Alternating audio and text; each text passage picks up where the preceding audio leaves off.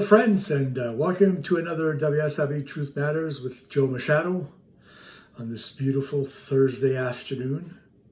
We are officially one day closer to the weekend, which I'm sure a lot of you are thinking about. I know I am. Anyway, I hope you're doing well, and I just wanted to share this short video about what you can do if you're being ignored by your case manager or any other person at the WSIB. You know, over 35 years or 30 years now, I've been dealing with WSIB, both as an injured worker and as a representative. As some of you know, for those of you who are new to the channel, I built the largest paralegal firm in Ontario with over 10,000 clients. We settled over $300 million in settlements of arrears and future payments for our clients, some of whom are still receiving benefits and will continue for many years. I don't say this from an egotistic standpoint. I just like to preface my video with that because my experiences, what I share with you on this channel, that's where it comes from. It comes from dealing with the WSIB, the Workplace Safety and Insurance Appeals Tribunal, and pretty much everyone in between at all levels. So I know how it works. I know what works. I know what doesn't. I know how they play their games. And it is a game, believe me. It's whoever knows the rules the best will be better at the game. And I just happen to know the rules really, really, really well. And that's why I want to continue to share my videos and my knowledge and experiences with my viewers and my subscribers. And, you know, what pisses me off is that since I started this channel about 3 months ago, and I started my new company, WSIBsettlements.com, I keep getting the same feedback from injured workers looking for help, that they're not getting timely responses to their very pressing issues. These are life changing matters. And the worst thing that can happen to anybody is to feel like you're in limbo, like your life is in limbo. It's bad enough that you have an injury and you can't work, and you have to deal with all of the effects, all of the impact of that injury. But then you got to deal with these people that don't have the courtesy to respond in a timely manner. And so your life is in abeyance.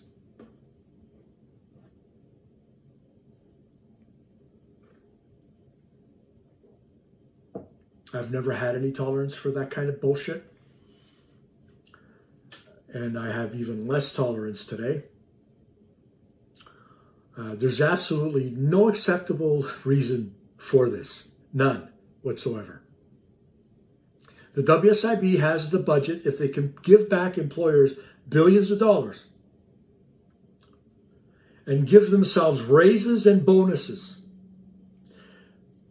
they should have the money to have the skill or skillful people to do their jobs with knowledge and to be able to get to people, get back to injured workers in a timely manner.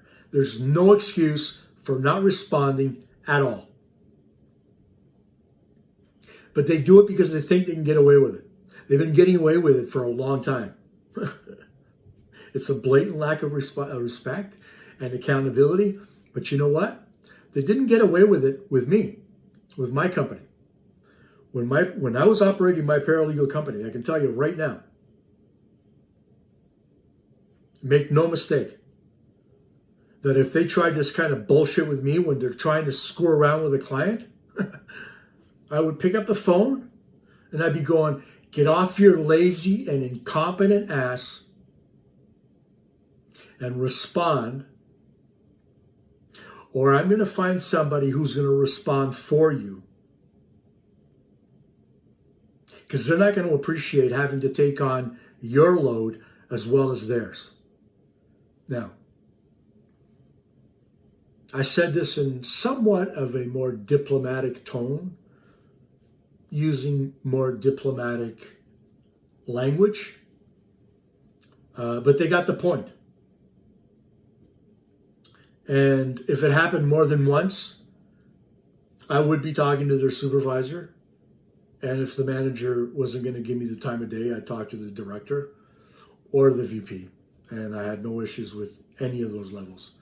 And I tell them, if this crap's going to continue to happen with you, one of the people under your supervision, I'm requesting a new case manager, or at the time it was claims adjudicators, to handle this claim. Because I'm not going to put up with this bullshit, and neither is my client. So let's get it fixed now. Yeah, they called me a bully and whatever. They hated me, they loathed me, whatever. But you know what? My job wasn't to sit around and sing kumbaya and hold hands with these people. It wasn't. And I wasn't looking to make any friends. I've been fortunate enough, thanks to God, to have good friends. My job, I had no crisis of loyalty. None whatsoever as to who I was advocating for. I had no other agenda. I wasn't trying to score points for me that they might like me more. I couldn't give a shit if they liked me or not. In fact, I liked it when they hated me, which they still do to this day, by the way. Because if they hated me, then I was pushing the right buttons. Because in today's society, in today's world, there's no excuse for that kind of lack of respect. You get paid a job, or you get paid to do a job. Period. And it's not my job to manage your caseload. That's your problem. Talk to your manager about it, or whomever. My job was to advocate for my client, always. They could call me whatever they wanted. But at the end of the day, I got results. Because I didn't put up with that kind of bullshit. And neither should you. You shouldn't have to put up with it.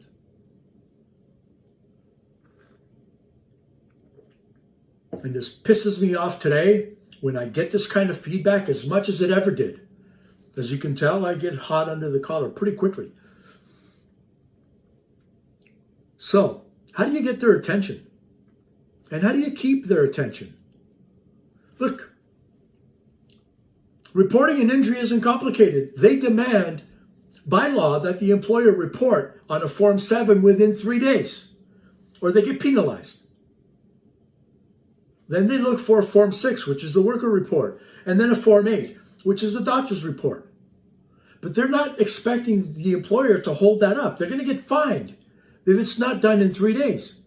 So why is it that they can't respond to a worker who's looking for information to make life's decisions in an appropriate amount of time? There's no excuse for it. None whatsoever. You expect everybody else to deal with timelines? You deal with your timelines. So here are the things that you shouldn't do and the things that you should. I'm going to give you tips. Don't leave nasty messages. They're going to work against you. Some may say some of my discussion and how I worded some of my stuff could have been a little bit nasty. Yeah. I got no problem with that because I had a live person on the line. And my point was very, very clear. I wasn't being vulgar with my language. But my point came across because I know the rules. And if you're going to try to dance circles around me with all of your bullshit stories, it's not going to work. But for you, don't leave any nasty messages. In fact, don't leave any messages at all. Do it all in writing. And I did a video a few days back about this, how to communicate with the board. exclusively in writing. It's for your protection. You're creating a record of what was communicated. That record will be important at some point. Believe me. Create that record. Upload it directly to the WSIB. And today you can do it. If you're a member of WSIBsettlements.com, you can go right up to you can use our tools, and I'm going to talk about those, and upload it with everything within less than 5 minutes. You can have all of this done on their server. So get it uploaded directly. Don't wait for mail, email, or any of that crap. Just use technology to your benefit. And if you have trouble with that, that's fine. We can do it for you at WSIBsettlements.com. I'm going to give you tips that you can use regardless of whether or not you're a member of WSIBsettlements.com. Absolutely. They'll try to push you in one direction or another. But we have those tools. I created those tools based on decades of experience dealing with these people and what works. So you get a timestamp of when it was there. So nobody can say, well, I never got it. Can you imagine the case manager having a meeting with the manager because the manager's going, hey, what the hell's going on? You're not getting back to this person. I don't have the time of the day to do your job and mine as well. Oh, well, I never got that. Hang on. You did. Because it was uploaded on this date at this time. You see? They can't use that bullshit excuse anymore. And I know they used it in the past. Trust me. I know that. When we had to use fax and letter and priority post and all that kind of stuff. We used all of it to make sure that we took all of the loopholes away and the excuses that they had come accustomed to using to explain why they weren't doing their job. But today, it's right there. You can do it. In under 5 minutes, you can do it. It provides a pattern. So if that if that case manager or that manager have a pattern that they've developed of not getting back to people on time, doing what they're supposed to do within the description of their job, your getting that on record shows a pattern.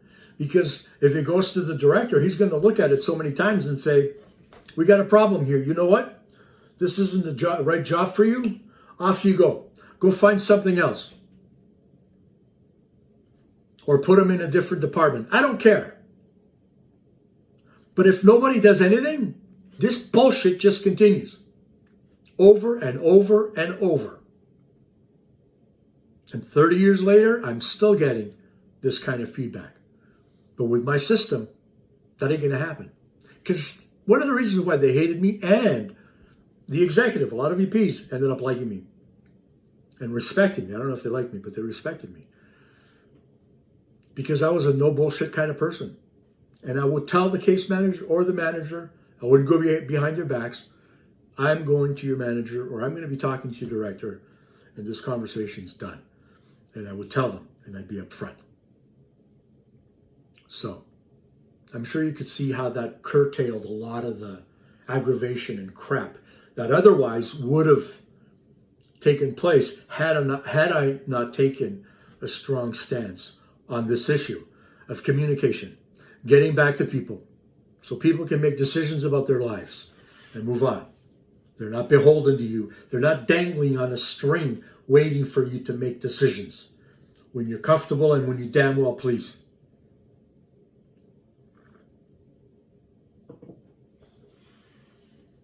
When that record's created and a pattern is identified, the problem gets removed.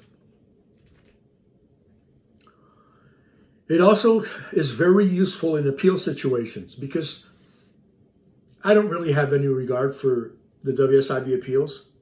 So from now on, I'm not even going to include them in any of my videos because I think they're useless and shouldn't exist. So friends, from now on, I'm just going to refer to the Workplace Safety and Insurance Appeals Tribunal because the other group, they're useless, in my opinion. You may not agree with it, but that's my opinion. But the tribunal, they'll look at it and they'll go, I can't really say this claimant was uncooperative. They made every effort to try and get issues resolved and get responses from the board and information so they could make decisions about their claims. I can't say they were uncooperative because I got a record showing that they took every single step to try and get somebody to respond, to give them help, to give them information. I've seen it. It's credibility. It helps you. So letting it go doesn't. Because the tribunal, when dealing with the claim and making a decision, they can only go based on what's on that file. And if you have letters on the file saying, I had to go to this manager or director so many times because it just got stonewalled by these people, that's going to look good for you. Believe me, it will.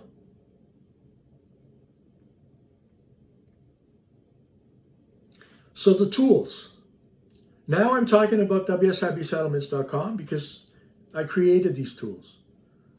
We have a 3-level follow-up system with letters addressed to the proper person with the proper verbiage and everything very professionally as to what they need to know. So on our member center, when you're a member, it's right there. You click the first one. It takes you less than 5 minutes. Only as long as it takes you to type. Fill in your name, your address, your claim number, and boom, it's done. It's just print, download, and the letter's there in a PDF format with your signature. And you, right from our member center, there's the WSIB upload portal, and you click there and you submit it. It's that easy. You don't have to think about how you're going to write this letter. Is it proper? Does it say what it's supposed to? Am I going to the right person? Because when in the letter, there's a certain area where for a number to call to get the name of the manager for that case manager. So all that is there for you. You don't even have to think about it. Just follow the process and get it done. But I can guarantee you this will get results for you. It will, but you got to follow the process. Don't send one letter and wait 5 weeks when it says after 2 weeks, if you don't get a response, boom. Send your second level letter, right? And it tells you, because that's what works. And I had a couple of case managers try and retaliate with my client because I had put pressure on them. That was short-lived. Because their manager or director, whoever I had to deal with, oh boy, that was a shit show that they didn't want to happen. So case managers, they're not going to do that. They're not going to try and screw you over because you're following policy. Trust me. Nobody else wants to do somebody else's work down there. If you follow this process, I guarantee you that it will work. And if you can't get them within that 3-level setup that we have, we'll give you the 4th one. You have to send our customer success team a note saying, listen, I need a 4th. No problem. We're going to word it properly, and it'll make sure that it's going to go to the right person. We don't put it in our member center because we don't want people to bypass all 3 and go to the 4th. You lose credibility when you don't do that. You do have to give each level the appropriate opportunity to address it. If you try to skip, it's going to backfire, right? We don't want that happening. But that's it.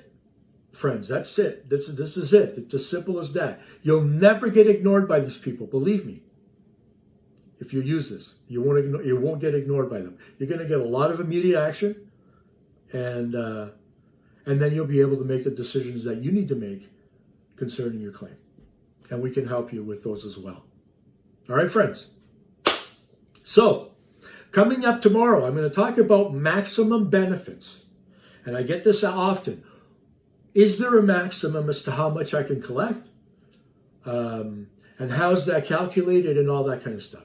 So I'm going to talk about that tomorrow.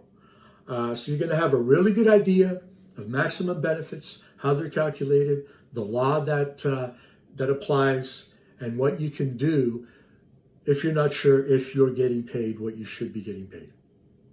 Okay, friends. So that's coming up tomorrow, Friday, one day before the weekend. Don't miss that one. Don't miss that. It's important. okay? Or you can always watch it on the weekend. Which brings me to this one. If you're not a subscriber to the channel, click the subscribe button. Please, it's free. Nobody's going to come looking for money. One click of the button, but you get notified every time I release another video. 3 months, I'm up to like 60 videos, and I got 2, 3, 5 years worth of content, information that I'm going to continue to impart. My mission is to touch every injured worker in this province, past and present, to help them with their issues with WSIB, whether it's a pre-90, Bill 162, Bill 99 claim. I have the experience, the expertise, I've dealt with all of them to help you. So please subscribe to my channel and share it with others. There are people out there right now, probably somebody you know, a family member or a friend, and they may be too embarrassed to talk about it, or whatever the case may be. You can share this video and give them a lifeline. I've been helping a lot of people now since I started this channel about 3 months ago, and it's extremely gratifying for me. And I know it'll be gratifying for you knowing that you've helped somebody. And give me a thumbs up. If you like my videos, give me a thumbs up.